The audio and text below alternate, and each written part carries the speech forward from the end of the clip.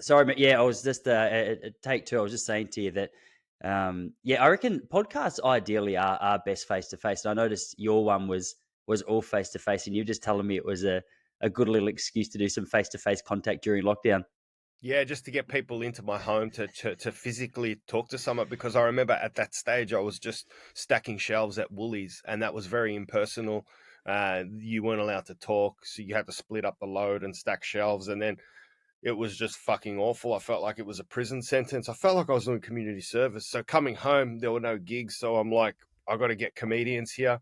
So my doctor said to me, I'll just write a bullshit certificate that you're suffering mental health issues. And I'm like, sweet. And then I got the permission to bring people into my home to I do a love it. pod.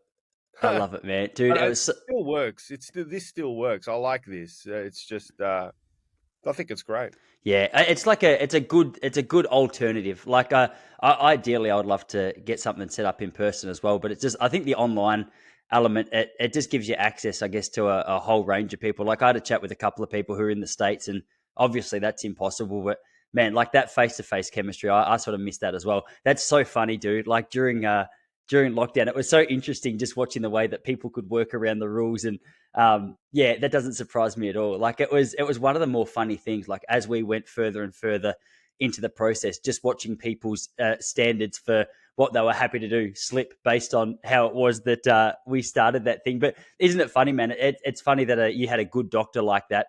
We had a good doctor as well, actually. I remember we were trying to navigate our way because we didn't get the vaccine, and we were trying to navigate our way through travel because we wanted to go and see Jesse's family in the States.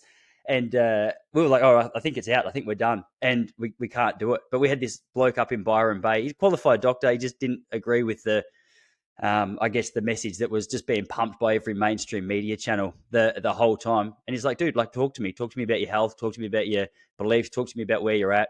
And I talked to him, and he's like, all right, here's a good way around it. I'll give you an exemption for 6 months, and there you go. And I just didn't know people like that existed, man. So it was just nice. It was refreshing because I don't know how you went, bro, but like, I spent so much of the time just frustrated that there was just like no honest, genuine conversations. It was all, hey, just do this to protect your neighbor, and that was the end of it. I was like, fuck, like, surely there's like another part of this conversation that we haven't quite tapped into yet.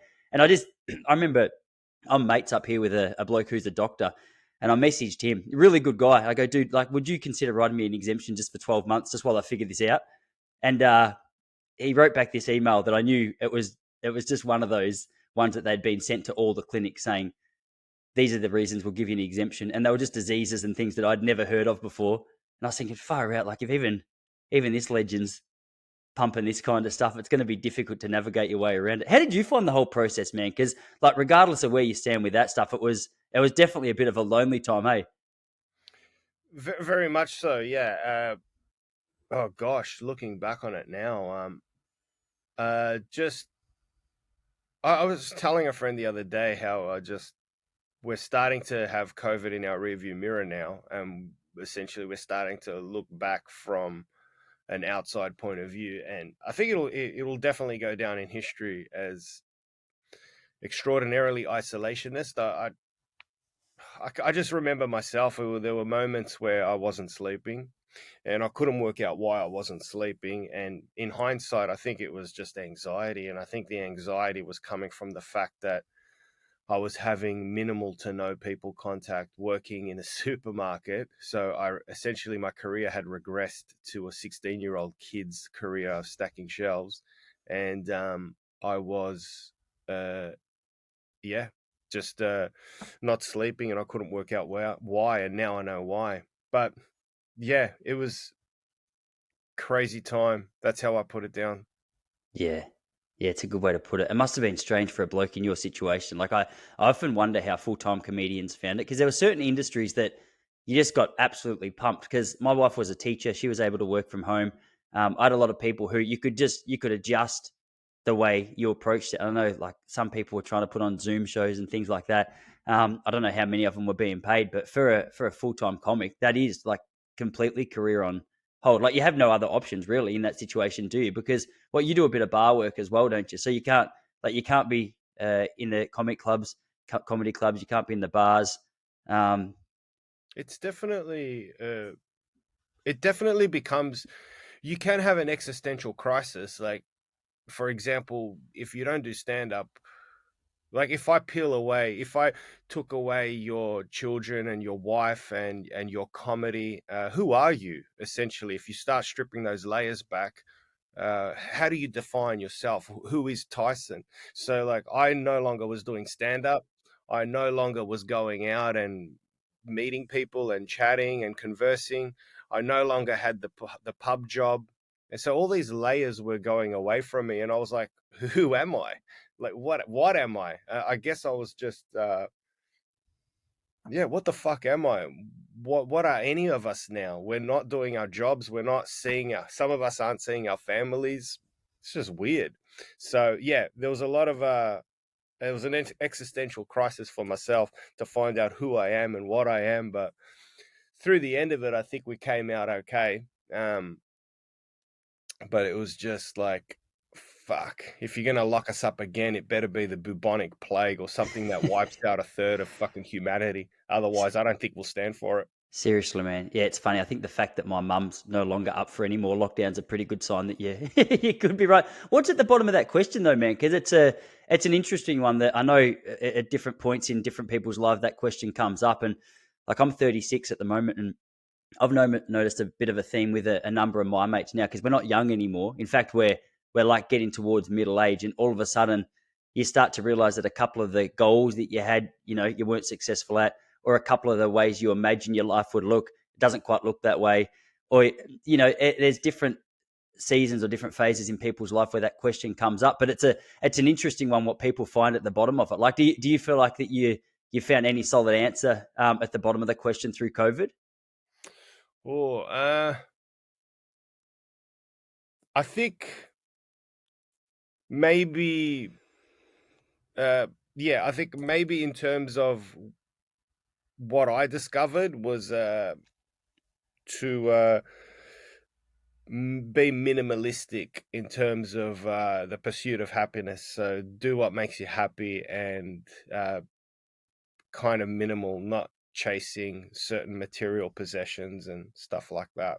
So that's where I found my peace and my happiness. So I'm very grateful to be doing stand up part time and work part time in a pub. I think that's great. Um, Whereas several years ago, before lockdown, I may have been, no, I want to do it full time. So I think lockdown has made me appreciative and grateful of just the sheer fact that I can most times make people laugh. So take that as a win, put it in your pocket, and just be grateful that you can connect with a human being after this pod, go and have a coffee with someone and have your freedom. So I've become more appreciative. So, and yeah, if that answers your question. For sure, man. For sure. I remember it was so interesting. I don't know what your first experience was, but Mark Oshka used to run that warehouse gig, and I remember. Did you ever go to it? Yeah, Yeah, he used to run totally. that warehouse gig, and I mean, he was a wild man. Like in a lot of people's eyes, he was running it the whole way through. But what I loved was in Victoria when they finally said, "All right, well, this lockdown's done. It looks as though we're going back to normal." I remember going to that place, and I was going to go in and do like a 10-minute set. And I was going to go home because it was late night. I had dad duty the next morning. I thought I'd just go down, say good day, hang with the guys for a minute, and then head on home.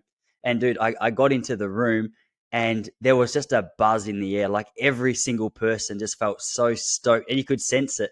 Every single person in the room was so stoked just to be out, rubbing shoulders with people, away from the computer, having a laugh, having a drink, in like what is a wild and cool room. And I remember it got to 1 o'clock in the morning, and I'd been there for about 3.5, 4 hours, and I was like, I can't go home. Like it was just a wild experience, man. Like so yeah, you're right. That experience to be able to just get back out, reconnect, it definitely changes your perspective on what you're grateful for. And even now, like what is it? Maybe 12 months later, it's easy to just get set back into your ways of, all right, this is just the way life is. But when you take a moment like that to actually look back and go, far out, that was a bit sketchy there, and it was a pretty wild experience. That yeah, it certainly makes me grateful, like yourself, for those small things. Did it take you long to get back into a rhythm with comedy? Because I know you say you're part time, but for most people listening, they know you do it at a real high level. And man, you say most of the time make people laugh. I don't know if there's a time I haven't seen you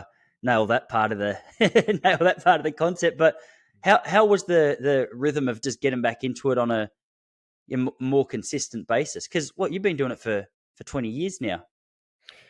Yeah, 20 years. So it was weird not doing it. I've never had a gap of away from stand up for longer than 3 months. And that was in my first year of stand up. So I was away from stand up for 9 months. But in that 9 months of being away from gigs, I did a couple of uh, internet gigs where we'd go to a studio and they'd like the comics lounge and they'd beam it out to all these people online at home, which was fucking weird.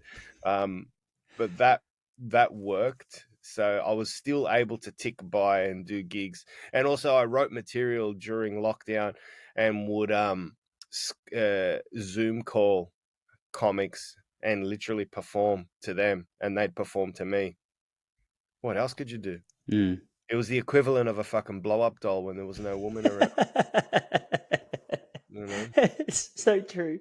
It's so true. So, how often were you doing that during lockdown? Was that a weekly thing, or because it was? I never did one, man. But I didn't really get the appeal. I didn't have the desire to do it either. Because part of what I love about comedy is just being in that room with the people and trying to dance off the energy a little bit. And I don't know. It's weird with a thing like comedy. Conversations like this seem to work well because I mean, what we talk about is what we're going to talk about. And sure, there's probably like an element that we're missing out because we're not sitting across the table from each other. But with comedy, I always felt that was so essential. And I kind of and you seem like this as well. I don't know what you have to say to it, but you seem to feed off the energy a lot. Like when the audience is biting back or sending a whole heap of energy back to you in the form of laughter, it does something in terms of confidence, in terms of enjoyment, and It absolutely does. You're 100% right.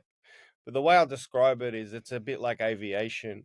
You can learn it's nothing like flying an actual plane, but you still got to sit down and study theory. And I think that's what it was like during lockdown, sitting down and writing comedy, pretending to be on stage, putting together premises, executing punchlines, and then Zoom calling a friend. I prescribe that as like similar to studying theory. Nothing like actually flying a plane. Nothing like it. The real buzz of stand up, but better than nothing. mm, So just had to. There's nothing else to do. yeah, man, yeah, it's true. It would have been a strange experience getting back up in front of a pumped comics lounge or a packed comics lounge after that. Well, yeah, absolutely. And that's where I discovered that you should just that's where I discovered being grateful and being appreciative of what I actually have in my life. It Lockdown taught me a fundamental principle of perspective. I'm grateful for lockdown now because I have a wonderful perspective on life. An absolute appreciation of connecting with human beings, reconnecting with my family, sitting around a table or having a barbecue with my loved ones or connecting with another human being or going to perform in front of 10 fucking people. That's enough for me, man. It's beautiful. I look at things what's happening in Ukraine and people in Sudan and I'm like, these fuckers are dying. They haven't even got, they've got no freedom whatsoever. But I've been granted my freedom back, so I'll fucking take it. And I don't care if I do stand up part time or pour beers part time. The fact that I have this freedom is enough now. So that's what lockdown taught me, and that's why I'm just pretty chilled. That's cool. That's a cool attitude to take out. I struggled for a while coming out of it with the opposite perspective. I came out and I was like cynical and bitter and angry. And I just felt like I used to have a fairly soft heart and be excited to speak to people with different perspectives. And after that, it kind of triggered something in me where I was like, oh fuck no. I was just like a bit of an angry dude. But I think at the moment, like I've been a little more disciplined just to take check of what I'm allowing, like what stories I'm allowing to run through my mind and stuff. Because I've caught up with people, and it was weird as well, I guess. Like through the whole period, it was such an emotional time for everyone, regardless of what side of the page you were on, that people in that emotion would post something, myself included, that they maybe didn't mean it was perhaps a little more emotional. And the ability to actually talk about where you're at is, as we all know, just limited or taken away on a platform like social media. And then you catch up with these people face to face, and you're like, oh, you're a legend. Like you're a beautiful person. Like I love hanging out with you. And for me, that's been like a, for lack of a better term, like a process of healing, a process of softening up a little bit again, to the point where now I would say, all right, I think I'm almost back to the attitude for so many of the people that I maybe got a little bit harsh or hostile towards. But it is true. Like it's funny how much you know comparison can be the biggest thief of joy, but it can also be an opportunity to actually sit back and go, man, we've got it pretty good, really. Like when you look at the likes of who you just mentioned, then it sort of makes it a lot harder, or makes you look a bit ridiculous if you're going to hold on to that experience for too long and just be bitter and hostile about it. Yeah, well, that's exactly right. Yeah. Yeah, man. Mm. How's the cruises been going for you? I've seen a couple of photos you've been posting there on the big ships, man. It looks like a pretty wild experience. Perhaps the the complete opposite to what we've just been talking about. Yeah, it's a great experience. It's they're massive crowds. They're fantastic crowds. It's similar to a comics lounge crowd on a Friday night. They're super pumped. They're on holidays. They're drinking cocktails. Um, it's a great gig, man. It's a joy to do them. But it's work. Like a lot of people are like, "Oh, you're just having a ball," and I'm like, "Well, you don't really want to drink, right? Because you're the comedian. So if they see you getting drunk and dancing in nightclubs every night, it's not a good look. I don't know. But also, I'm 47 now, so I don't need to do that. I don't want to do that. So in the off time, man, I read a lot of books on the ship. I read heaps, and I'm kind of like very chilled. And then at night when I do a show, it's super fun. It's just unreal. Um, if I wasn't a comedian and I was on a cruise ship, yeah, I'd be partying and going nuts and having a great time. How long do the cruises go for? Are you performing every night, or how does it work? Because I can imagine it'd be a fairly similar crowd after a few nights, would it be? Yeah, so every cruise ship's different, so I can't speak for all of them, but the ones I do, you do 2 to 4 45 to 50-minute shows in 7 days. And how is it out there? Dude, I one of the things that puts me off so bad is you've never met a bloke with a more princess stomach than me. I went to the Great Barrier Reef back in 2016, and I had the seasick tablets and everything, and we were about halfway out there on this little boat, and we'd been out there for about, I don't know, an hour and a half. And dude, I thought I was going to die. Like it was, Oh, it really? was so choppy. It was so bad that I wasn't allowed in the water. I thought that would be the thing that kind of made me feel better. We got out there, and the lady's like, "Look, dude, your energy's whacked. You're too sick. You can't go in." So I was just on the boat there for what, like we were there for 8 hours. I was requesting helicopters. I was just wanting to get off there with all of my heart. So I think the bigger the ship or the bigger the boat, the easier it gets. But man, I don't know how much I would back myself. Is it okay out there? Like I've never been on a cruise ship before, or really a big ship. Yeah, I love it. Like there's something like I love the ocean. Always have as a kid. Just want to be on it, around it, in it. Just love it. So for me, it's good. It fits like a glove. It can get rough. The roughest seas I've ever been in is like 7 meter swells, and Oh, all the crew and the performers sleep at the bow of the ship. So we're up the front for one of them, and it just smacks. And every yeah, so the ship rides up and then smacks down onto the wave, and it sounds like when you sleep at the front of the ship, it sounds like an explosion, like someone's throwing a hand grenade every 2 to 3 minutes. Um, but you're like a baby in a cot, and that's being rocked to sleep side to side. So I love it, man. It just knocks me out. do you get into the surfing and stuff as well? Do you ever get in the water in that respect? On the cruise ship, I've never been to a surf coast where they dock the ship where you can paddle out. They won't let you. But I Yeah. surf. Yeah, Sorry, I yeah, mean just in general though. Like you said you love the ocean. Like just growing up, is that something you were into? yeah. Just I personally think it's just some people have it innate. Like just growing up. Um, Mum and Dad would take us to the peninsula all the time down Rye Rosebud. Um, my parents have had a place there since I was a kid, growing up there, and being of Greek background, and my parents telling me stories about the Greek islands and the sea and the Mediterranean. You just have an affinity to it. You just connected to it. Just love it. So yeah, surfing as well. I don't call myself a proper surfer. I have a longboard, man. I just pop up and chill. I don't Yeah. carve. My back's fucked. Yeah, yeah, sweet. I was down at Point Lonsdale. I don't know if I told you that's where I live. I'm in Queenscliff, Point Lonsdale. Yeah, And have you been down here before? yeah, I have ages ago. Ages ago. Yeah, just yesterday I was down at the front beach, which is if you're in Point Lonsdale, that's just it's sort of opposite where the shops are. So you cross the road to the shops down there. That's the front beach. Usually on a calm day when the tide's out, the sun's shining, it's rock pools. The kids love it. But once a year or a couple of times a year, the king tide comes in, and during that king tide period, yeah, obviously like the tide's right up to the rock wall. It's usually longboarders out there. Like if you're going to see surfers at the front beach, it's usually longboarders. But Yeah, dude, yesterday I don't know what the actual swell was, but I was standing at the shore and then went up to the lighthouse just to have a look. And you know when you're out of the water, the waves always look much smaller than what they do when you're in the water. yeah, absolutely. Yesterday I was standing well out of the water, looking at the waves, going, man, they already look big. And dude, Really? there were some boys just absolutely carving it up yesterday. But the last couple of months, like May's interesting down here as well. You go to Ocean Grove, and there's a lot of longboarders out there in May because you've just got like a couple of foot sort of peelers, and you can just ride them forever if you're Mm. decent enough. It's one of those things, man. I need to get more into it because I like the look of it. I like how it appears on Instagram. I just don't have the love for it. I wish I could get more into surfing.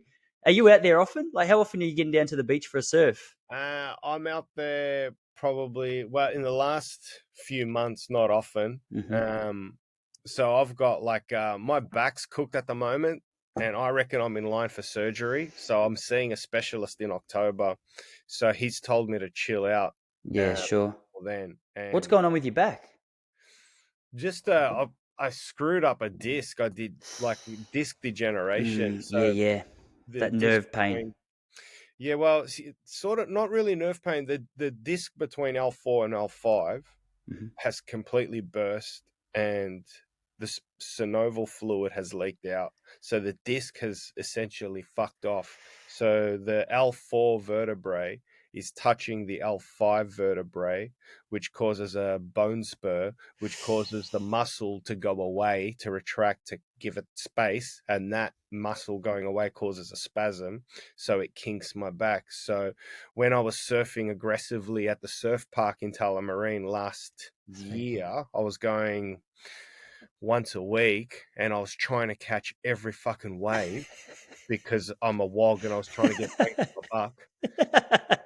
Um, I noticed that I would seize up afterwards, and I went and got a CT, and he said, "Your disc's gone." And that was from when I was 19 years of age, like heavy lifting, as you do as a wog in Coburg and Brunswick.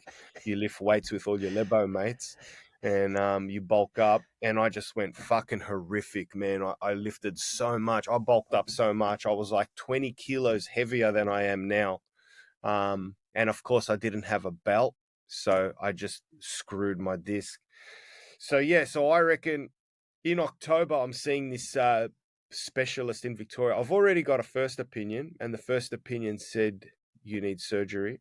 So I'm going to get a second opinion, and if he says the same thing as the first surgeon, then I'm going to get what's called an AILF, which is an anterior interbody fusion, what Tiger Woods had done. And Tiger Woods got it done, and he reckons he's fine. And it's just scary, man, because they cut you open and move your guts to the side and basically get some Bunnings screws and put in a graft. But if I don't do it, I won't be able to surf. I won't be able to right now I can clean my house, but I need breaks. I can pour beers, but I can't do keg changes. Um, if my back's fucked, I have to get a friend to help me set up a gig with the speakers and the mic. So yeah. So to answer your original question, hopefully, fingers crossed, by this time next year, I should have surgery done and I can start surfing more regularly again. Yeah, nice, man. Well, so with the surgery, they go in from the front, do they? They're going from the front. Yeah, I don't need a posterior is a rear fusion. Um, at this stage, the first surgeon said, because I'm not heavy, I'm a kind of like I'm a slim dude. Um, they don't need to install brackets at the back of my spine, so they'll go in. They make an incision in your abdomen, and they don't have to remove your guts on a table. Sometimes they do, but this time they move your Oh. guts all to the side, which exposes the spine, Hmm. and then they um, raise the two vertebrae, put in a plastic rib cage with bits of your hip bone inside there, a screw up, a screw down, and then they seal you back up. And over a year, the bone from your hip inside that plastic rib cage attaches to the vertebrae up and down and grows and becomes one fused section of spine. And that will give me the ability to not feel pain after doing mundane tasks such as housework. And because I refuse to take pain medication, so I'm on nothing. And because I'm on nothing, and because I refuse to take nothing, I feel every bump and every scrape. Um, if I'm drastically in pain, I may take an anti-inflammatory called Norflex. But it's not good to take tablets of any kind for a successive period of time, because it has all this adverse effects to your organs, and your organs are your filters, and you need your filters throughout your whole fucking life. Not now, but when you get to 80, 85, if you haven't taken care of your organs, they're going to start fucking screaming at you. And then you're going to be an old cunt that can't get out of a chair, or you're on dialysis. And why the fuck do you want to live for? Yeah, man. Have you heard of a guy called Peter Attia? No. No, I've just finished his book. It's called Outlive. I'd heard this guy. He actually, if you're interested, I don't know if you like Lance Armstrong. Even if you're not a cycling fan, I got onto him because a mate sent me a podcast recently, and it was an interview with him and Lance Armstrong from like 2021. They just talk about Lance's journey and the drug scandals and everything around that. Really interesting chat. Actually, you hang it up and you're like, man, Lance is a cool guy. I'd been dirty at him because I thought everyone in the cycling world back in the day was clean and he was the only dirty one. And then you We're you, all you dirty. hear a little bit more about the industry and you're like, oh, okay, so you were just you're still the man. You're still the best. It was just you. I think you had all the titles and accolades, so people like to make you the butt of all the problems that the cycling world sort of had. Anyway, this Peter Attia, I don't know his actual qualification. He's a doctor of some sort. He's written a book called Outlive. So he's very interested in longevity, very interested in what is it that old healthy people are doing well. And he sort of, I don't know if you've ever read the Blue Zones, but National Geographic a few years ago put out a book called the Blue Zones, looking at the oldest, healthiest people in the world and just trying to break down exactly what they do in their particular area. Like, is it lifestyle? Is it genetics? Is it exercise? Is it diet? Like, what is What it that they these find? well, they found quite a lot. There was a few similarities, and they're sort of well, I think they're hesitant to say 100% these are what the answers are, but essentially, so there's Okinawa, Japan. There's a Seventh Day Adventist group in Los Angeles. There's a place down in South America. Sardinia is the one which I was most interested in. So essentially, I can't remember the exact sort of categories that they fall under, but I'll just throw a couple of random ones at you.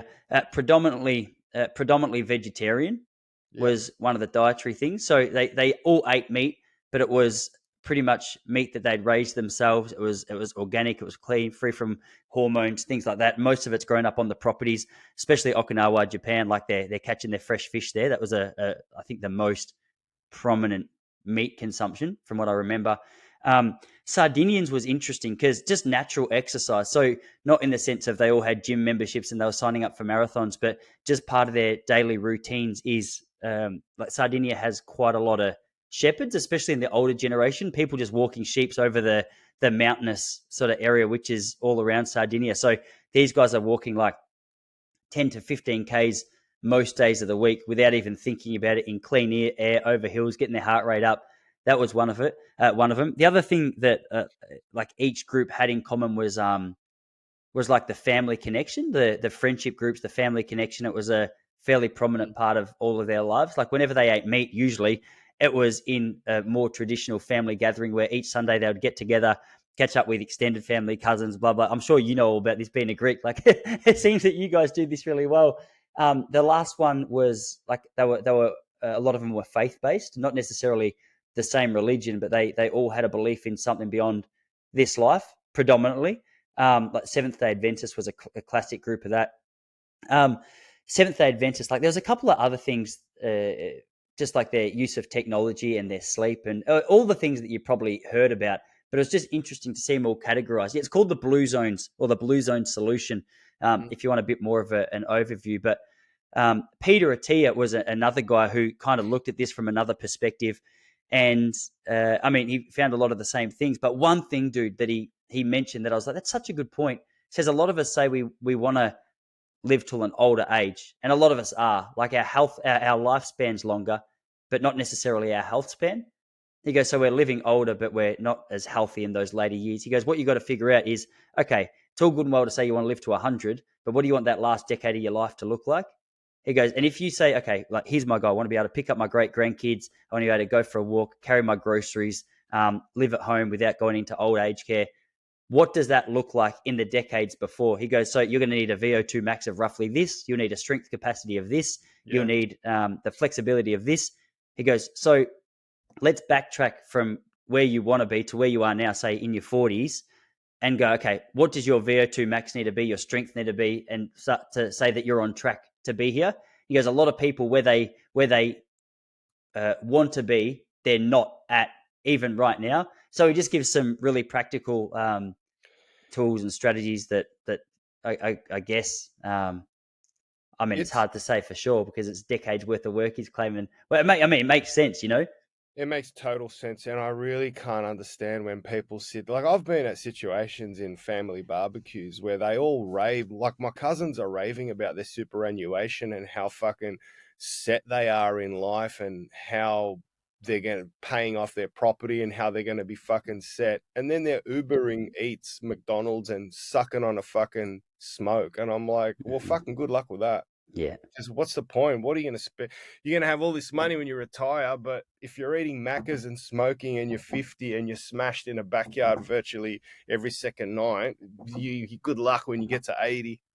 yeah, man. It's a weird conversation I've been having a lot lately, and one of the things that I'm kind of torn at the moment is, I mean, another element of health is stress. That's one thing they speak about, and I'm curious because I've kind of like obviously through the whole COVID thing took a pay cut based on the fact I was teaching, couldn't do that without it. And I had this chat with my wife, like, all right, well, what is wealth to us? Like, what do we want to do? Well, and one of them was just the autonomy over our own body. We want the freedom to be able to, okay, if we want to do this, we do it. If we don't want to do it, we don't do it. And Yeah. we're not going to do that and I know not everyone has this option. Like a couple of my closest mates were on the same page as me, but as they weren't able to, like they weren't going to be able to survive if they didn't have their job. So they had to go and get it. And I totally get that. But one of the things for us is just that, like, and it's such a cliche, but I guess it's cliche for a reason. Like that wealthy health is wealth, and I'm like, I'm happy to take a decent pay cut if I can, and I'm sure you appreciate this more than anyone with your back. If I can have full use of my body and I can Yeah. feel good doing whatever it is that I'm doing. Yeah, it's weird, man. Like that does my head in as well. It trips me out when you you see people pumped up about however much money they got, but they're in terrible shape and they can't walk to the beach without assistance. Yeah. It's fascinating. Something that fascinates me is stress. And I was, because stress is something that it's a perceived, it's you perceive your reality, right? So, um, I was always fascinated by how stress can kill you, and because I've read it a lot, and you may know more about this, but I recently discovered that when you feel stress, the body um, releases something called cortisol, and cortisol turns your body's proteins into a sugar and feasts on that, and that raises your blood sugar, which sends insulin into your body, which causes you a whole heap of all these problems. Have you heard that? Um, Not like that. I knew the yeah. cortisol factor, but I didn't know about the conversion of protein to sugar and stuff. It's quite fascinating. Don't don't take my word for it exactly, but it is something like that. That is what's happening, because I was always worried about how, not worried, but I was always thinking how stress can affect us, and that's how it is. It actually converts important things in your body to a sugar and feasts on it, and it has all these bad ramifications as a result. So the best way to beat stress is to really, I think, change your mindset and become happy and comfortable with what you've got and where you're at, and be Mm. grateful. Like, I think, and that's why I think people are like doing meditation and all this like hippie shit and whatever it takes, man. And I think that how you said before about the seventh day event, whatever, they're living longer because they prescribe to a faith. And when you prescribe to a faith, you have a belief system external to you that I'm gonna be okay. So stress isn't released in the body because uh, because you believe in a higher power. They've got your back, Mm. and it's okay. So you don't stress. So I can see the fundamental value of religion and meditation and whatever have you, anything to bring down your stress. Have you got any sort of I mean, it's a broad question. I was going to say any particular faith or spirituality, or I guess the core of my question I was more interested in is what you're actually doing to take care of your stress levels, because you don't strike me as a kind of bloke that lets too much get to you. But I mean, it can always be deceptive in a conversation, because I Yeah. know a lot of people say that to me. Are you always happy? I go, yeah. Well, talk to my wife. I reckon she'll give you a fresh perspective. And I mean, I'm really curious in the world of stress as well and how to navigate it. And just yesterday, I actually just in my little Evernote pad started doing a couple of thought challenges, because I noticed I'd just been getting myself beat up about some dumb things. And I remember a psychologist years ago gave me some steps with cognitive behavior therapy, which was always like a little gym membership for my mind. And I always feel so much better about life when I'm doing it, even when life's gone pretty well. So for me, that's a big fundamental that I need to start treating like an actual exercise program. But what about yourself? What are you doing in that regard? Uh, Not much, man. I think it's easier when I'm approaching 50 years old, because I Yeah. feel like, because I'm approaching 50 years old, it feels like half time. So the halftime break in an AFL game. So you just reassess, and I'm like, oh, I've had a good couple of quarters, and what I'm going to do in the third and fourth quarter. So I value it more. So I'm just more appreciative of life and where I'm at. And in terms of spirituality or religion, I see the value of religion. I like all religion. I like how Jesus and Muhammad and Buddha all say the same fucking thing pretty much. So it doesn't matter that you don't need to believe that they walked on water or did all this fucking miracle shit. Just take the message that. So I like that. I prescribe to that theory of all three. And I chew mushrooms a couple of times a year and go for walks and just am happy where I'm at with my life. And you know, I remember I went with my partner to down the peninsula, and we chewed a few mushrooms last week. I don't take a lot. I'm not by any means don't I'm not Joe Rogan. I literally, like, I'm not I take one or two and go for a walk. And it was great. It was just, we went for a walk, and then we got back to the house. We had no hot water. The fridge was broken.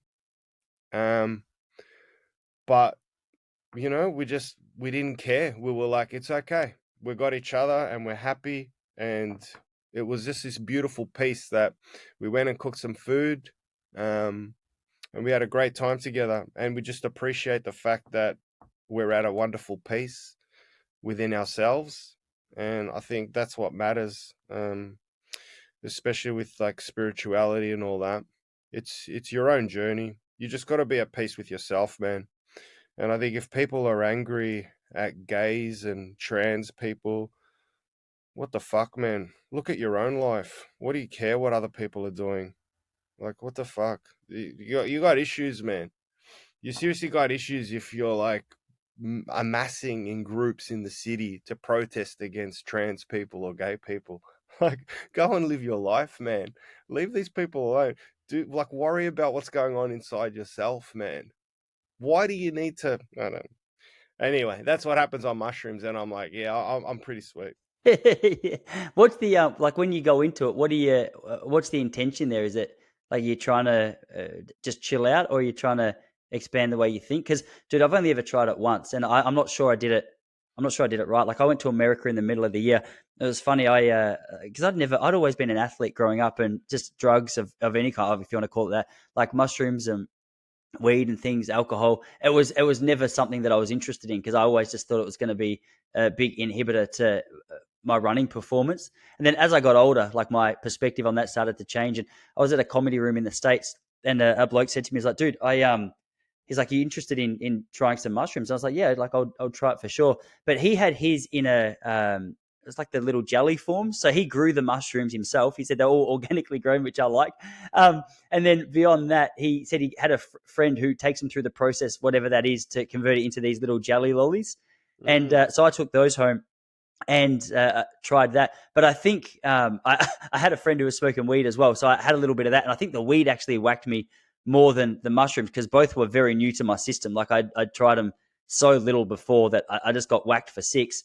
So I don't think I got the genuine experience. But I know a lot of the people that I speak to say it just it can be really interesting just from a mental perspective. I mean, there's a number of reasons that people seem to take it.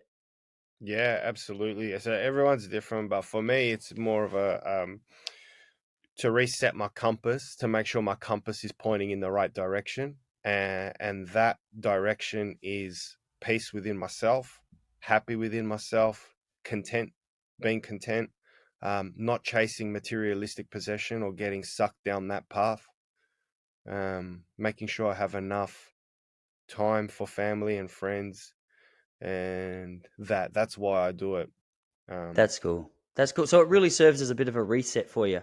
it's a reset. Yeah, it's a reset. That's exactly that's the word I use during the week. It's a reset, yeah, reset to make sure I'm heading in the right direction.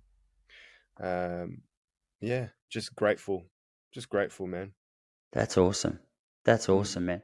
Have you got any more cruises or anything lined up? Like on the comedy front, what's the plan for you at the moment?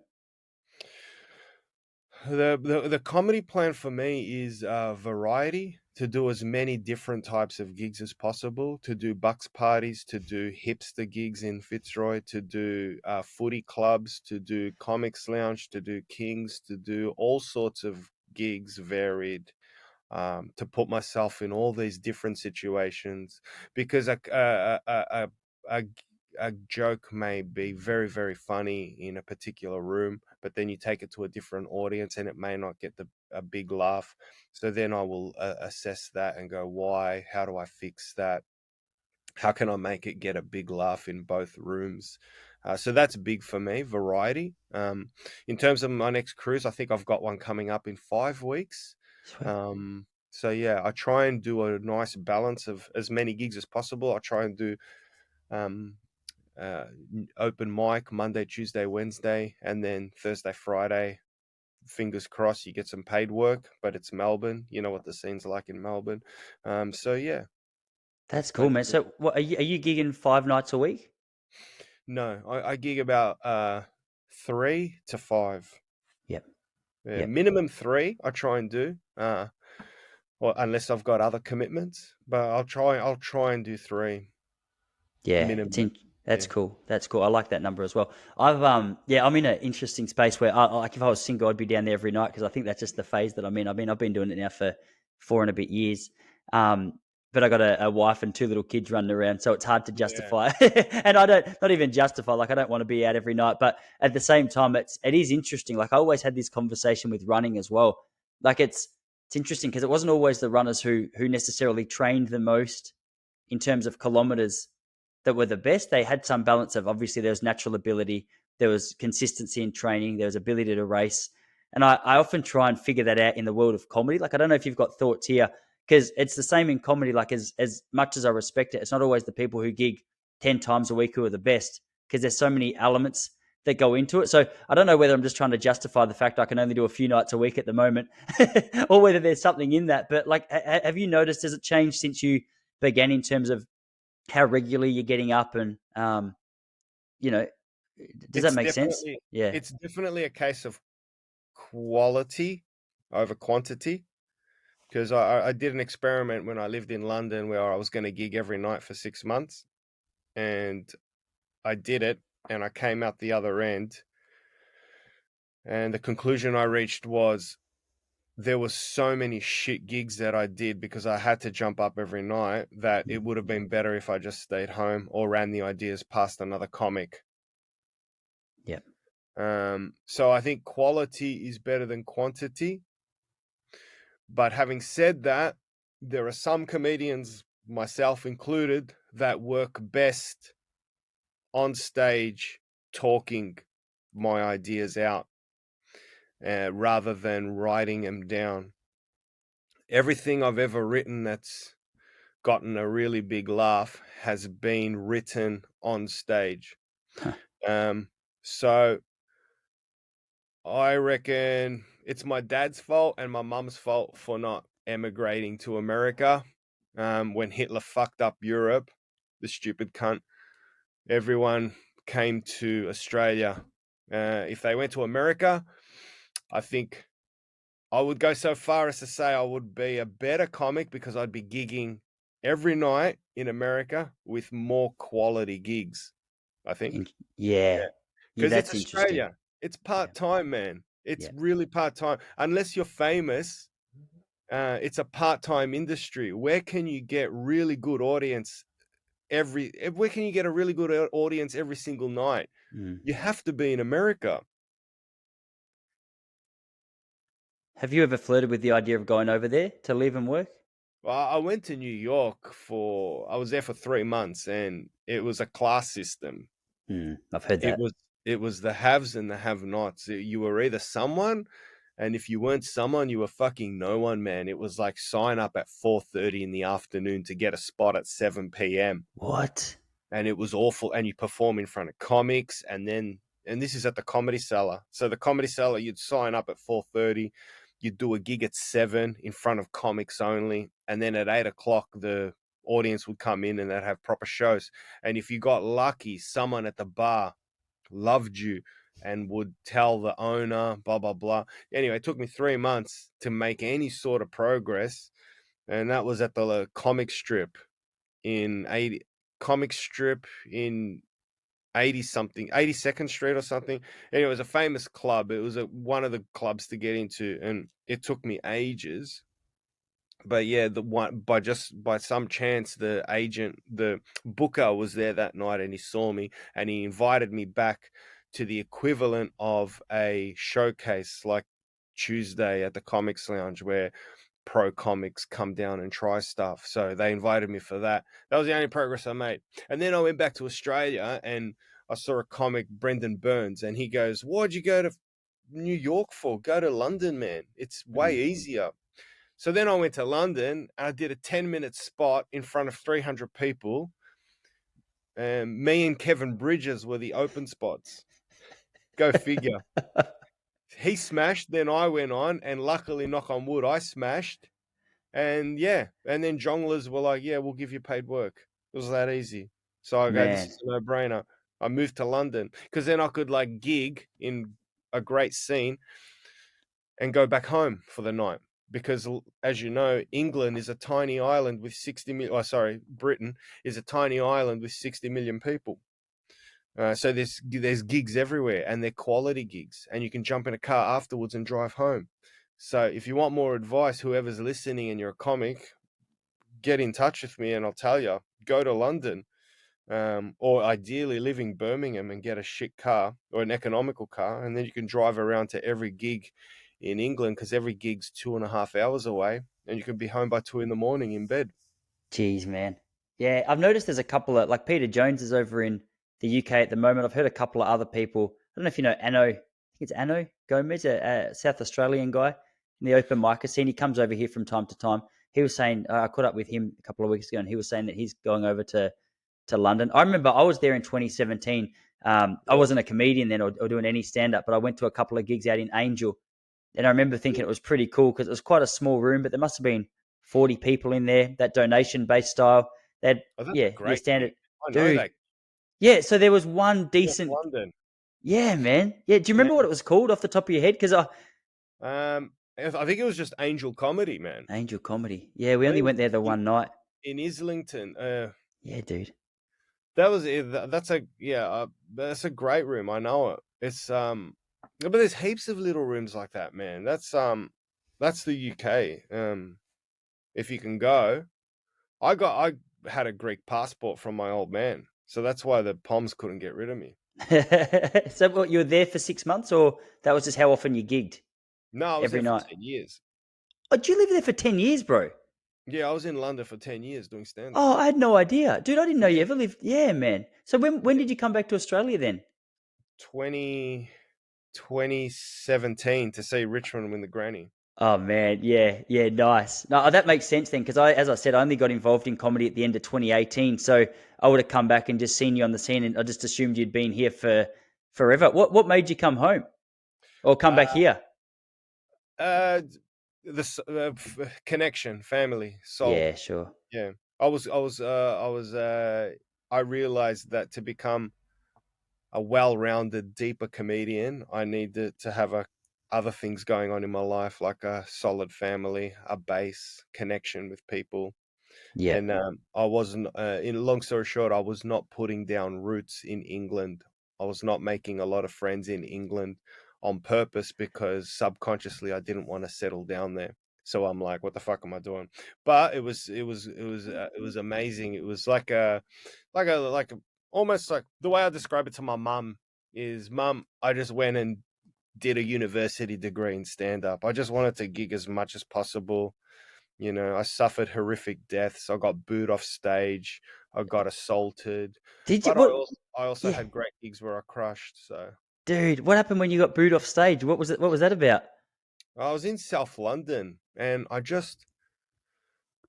was 3.5 minutes in, and my first two jokes didn't land. And I think I said to him, "Well, you're not fucking smart anyway. You're all dumb." And they took it I think they took it that I was insulting him because it was. I looked and I was like, "Oh, holy shit!"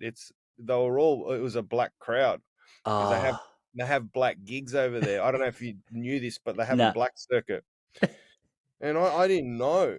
And I reckon they thought I was calling them fucking dumb because they were all black, but I was just calling them fucking dumb because they didn't get my joke. But admittedly, it was probably a shit joke, uh, so I don't blame him. And it just backfired, and they booed me and they started throwing shit at me, oh, bro.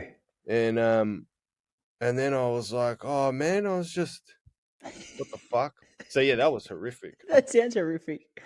Oh, Yeah, it's so brutal. Yeah, I heard Russell Brand speak about how he's still got a scar on his leg from where someone after the gig smashed a bottle and threw it at him or something. Like, yeah. I mean, it's scary to think that this is what lies ahead, because I mean, at some stage, I mean, it's going to happen. I've had some horrific bombs myself. Thank God, I haven't been booed off stage yet, but that's just because I'm new enough to the game that I imagine that's a couple of years away. What was I going to ask you about comedy? About I blanked, dude. I blanked on what I was going to ask you. It'll come back to me in a minute. I was going to ask you about what you're reading as well, because you mentioned you're a big reader out on the cruise ships as well. So, is there anything that got your attention at the moment that you've been flicking through? Oh man, yeah, I'm a geek. It's military. I read military history at the moment, Yeah, so just history on yeah, military history, just geek stuff. And then I also read Stephen King, yeah, stuff like that. That's the phase I'm going through now. yeah, man. What? So you like your non-fiction when it comes to your military history, but then just reading through some. I read one of his books. You might have read it, called Later. I hadn't read many of Stephen King's Yeah, I books. finished later a couple of months ago. I thought that was unreal. Like that gave me a real soft spot. Like I've known about it. I've actually got I've got his book. I heard Joe Rogan recommend this one. I don't know if you ever read this. It's like an autobiography that on writing. Oh no. So it's just him. It's really helpful, man. I can lend it to you. But he was just speaking about. I mean, it's a little bit of a backstory on how he got involved and how he got his break and things like that. But it had some. I know you said you don't really like write a heap. You're doing most of your writing on stage, but um, I thought it was really interesting. I just love hearing the greats on how they do what they do, whether it's him or Michael Jordan talk about basketball or whatever. I just find it fascinating to get inside the brains. And yeah, I heard Joe Rogan talk about this book a couple of years ago, and I came across it at an op shop, so I picked it up for a Nice. couple of bucks, and yeah, it made it to the top shelf, man. Like it's really interesting. Mm.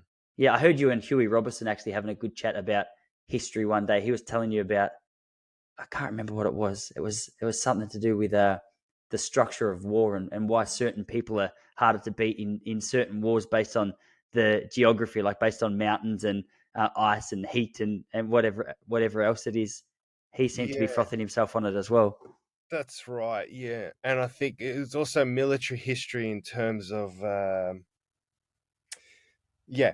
I think the lesson I've learned growing up and all the books I've read is there's always two sides to a story. Um, I think apart from World War II, that was very noble. Um, that was an easy war. It was black and white, but everything else, it's like shades of gray. So I like reading military history from both perspectives as well. Yeah, yeah. Do you reckon that is that because you're sort of you were born and raised in that part? Like, where does that love for military history come from? It's always interesting. I mean, I know there's enough books out there to suggest that it's a popular enough that a lot of people love reading about it, and there's historians, and my wife's in that category as well. But it's you know, it's funny that the reputation is you're a geek when you love to read it. Like, what's the interest there, man? Have you always been involved or interested in history in general? Like, why military history? I think it's just look at this freaky shit that happened Mm. 3,000 years ago, man. Or like there was a guy called Genghis Khan, and like he just go through and like round up all these people that he conquered, and he'd like shove them under a stage and crush them. And on top of that stage, he would party for 10 days straight. And it's like he'd Oh. slowly crush him to death when he conquered a people. And it's like, wow, man, this actually happened thousands of years ago. And then you look at that's what fascinates me. And then going forward, I'm like, are we going to learn? Are we going to get better? Or are we doomed to repeat it? Because they say history repeats. So all these things go through my mind when I read history, like, is this going to happen again? Can this happen again? It's kind of happening in Ukraine. You know what I Mm. mean? So I think it's that sort of spikes my interest. And Have, if have you ever heard of a book called The Fourth Turning? no, Dude, I just randomly I was watching a YouTuber I liked a year ago, and he was going through some of his favorite books, and one of them was The Fourth Turning. And I'll do my best to explain it. And man, you probably know more about this than I do. But essentially, The Fourth Turning, it was written in 1997, and it was written as a history and a prophecy. It was almost like, yeah, historical and prophetic at the same time. And so, going into so much more detail than what I'm going to give here, the author essentially explains that history, when you look back, it operates in sort of 80-year cycles. And within that 80-year cycle, there's four 20-year periods. And the first period is a time of great hope and excitement and confidence for the future of your country. And then it progressively goes towards chaos and destruction, which is the fourth turning, the end of that era. And he was explaining that, and he gives so many examples of different phases in different cultures.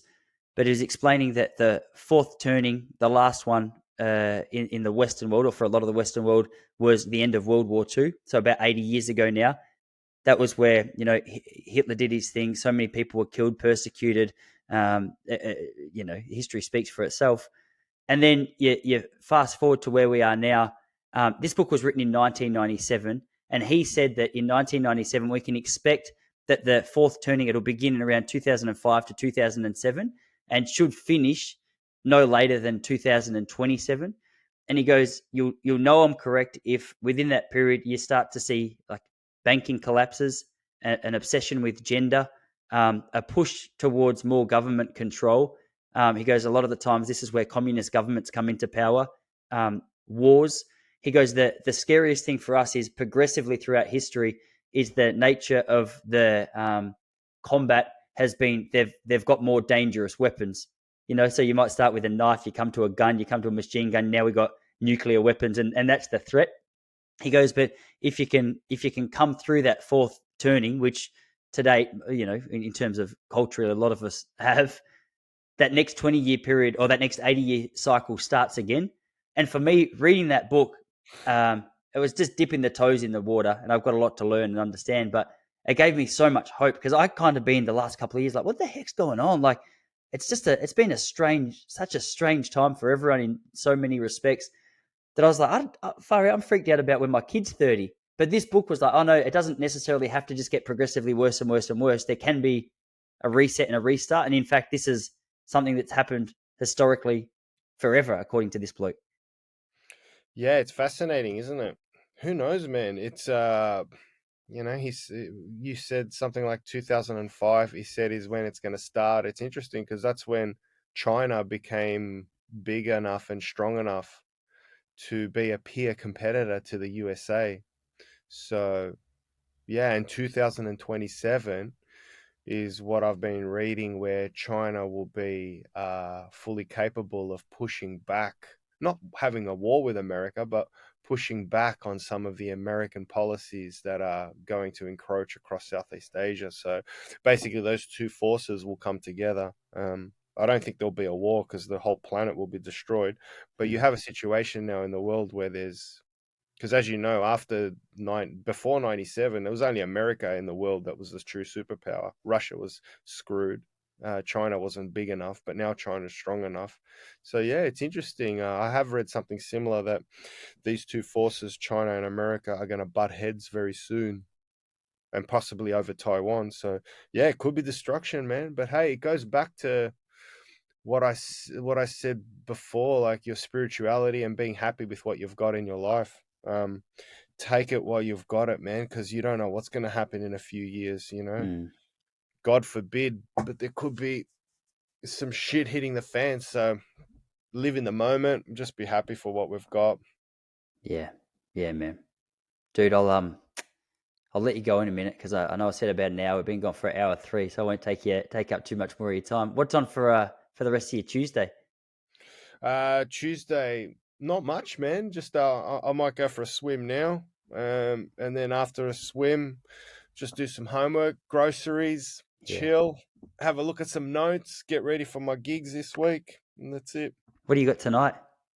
Tonight, nothing, but I'm at the Comics Lounge all week. Oh, are So you? I might come yeah, in and watch you, man. Yeah, I'm coming yeah. into. I'm gigging up in Altham on Friday night, but I think it'll be relatively early, so I might come in. Are you headlining there, or when are you up? Nah, I think I'm on there Wednesday, Thursday, Friday, Saturday. I think they're doing showcase, so every Ah, comic gets like 15 minutes. sweet. All right, I dude. think. Yeah, I might see Mm. you there then. That'd be good. Yeah, cool, man. All right, man. Hey, appreciate you coming on. Thanks so much for having me, man. It was a great chat. I really enjoyed it. Yeah, Thank you. me too. All right, brother. I'll leave you to it. I'll see you later, everybody.